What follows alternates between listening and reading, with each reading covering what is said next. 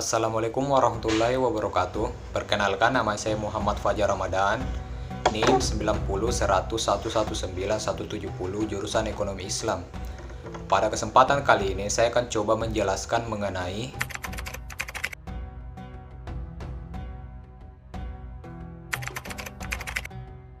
bagian pertama, definisi RON. RON secara bahasa berarti tetap dan abadi. Dikatakan juga bahwa RON berarti penahanan atau tertahan. Sedangkan secara istilah, Al-Qurtubi mengemukakan bahwa RON adalah barang yang ditahan oleh pihak yang memberi utang sebagai jaminan dari orang yang berutang sampai pihak pengutang melunasi utang tersebut. Selain itu juga dalam KHS terdapat juga definisi RON pada pasal 20 ayat 14 yang berbunyi, RON atau gade adalah penguasaan barang milik peminjam oleh pihak pemberi pinjaman sebagai jaminan. Bagian 2. Dasar hukum RON. Dasar hukum RON terdapat dalam surah Al-Baqarah ayat 283 yang artinya, jika kamu dalam perjalanan atau dan bermuamalah tidak secara tunai, sedang kamu tidak memperoleh seorang penulis, maka hendaklah ada barang tanggungan yang dipegang oleh yang berpiutang. Lalu juga terdapat dalam hadis riwayat Aisyah yang berbunyi, dari Aisyah radhiyallahu anha, sesungguhnya Nabi SAW pernah membeli makanan dari seorang Yahudi dengan berutang dengan tempo tertentu. Beliau menjadikan baju perangnya sebagai jaminan utang tersebut. Bagian 3. Rukun RON.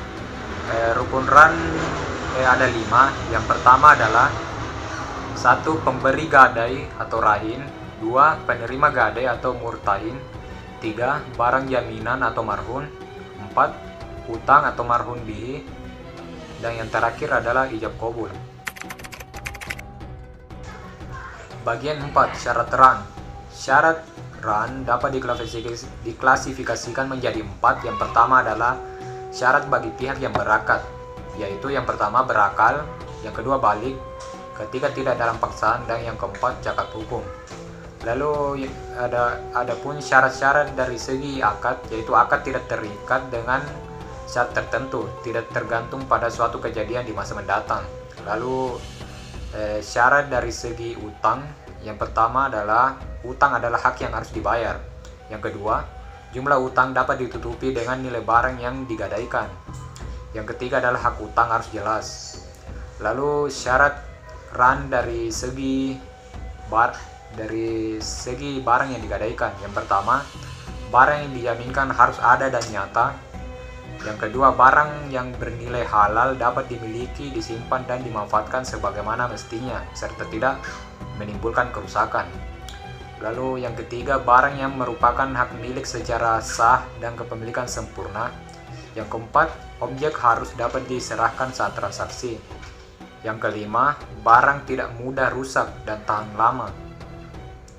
Yang keenam, barang yang dijaminkan harus dapat diperjualbelikan. Dan yang terakhir, barang harus utuh atau tidak boleh terpisah-pisah.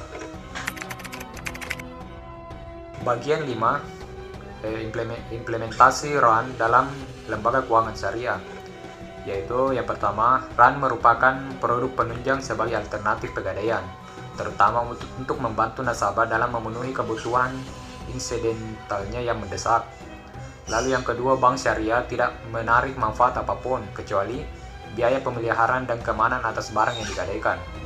Yang ketiga, RON menjadi produk pelengkap, artinya produk lain seperti dalam pembiayaan bai al-murabahah, bank dapat menahan barang nasabah sebagai konsekuensi dari akad tersebut.